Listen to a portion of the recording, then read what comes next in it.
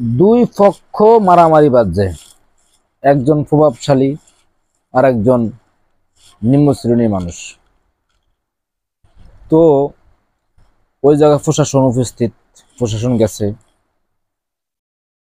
যে যে প্রভাবশালী আর যে নিরীহ মানুষ তার উপর জুলুম অত্যাচার বেশি হয়েছে, মারামারি অতিরিক্ত মার খাইছে। এবং ওই প্রভাবশালীকে প্রশাসন তাকে গ্রেপ্তার করে না,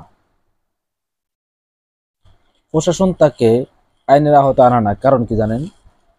বলতেছে আগে মামলা হোক, তারপরে গ্রেপ্তার করবো। আরে ভাই, আগে মামলা হবে কেন? আগে মামলা হবে কেন আমার প্রশ্ন। মামলা তো পরের কথা, আগে তো তাকে তুমি গ্রেপ্তার করবা, তারপরে মামলা। মামলা হবে, হামলা হবে, যা হবে সে তারপরে।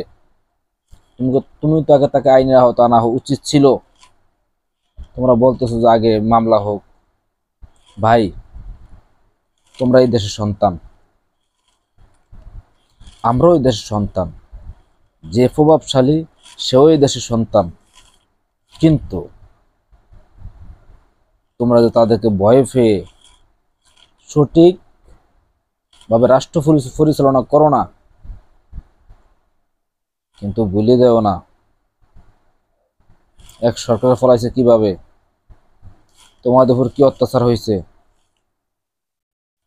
এই রাস্তা বা এই অবস্থান থেকে সরে দাঁড়ানোর কোনো সুযোগ নাই। বাঙালি শিখে গেছে কাকে কিভাবে পতন করতে হয় এবং কাকে কিভাবে শিক্ষা দিতে হয়।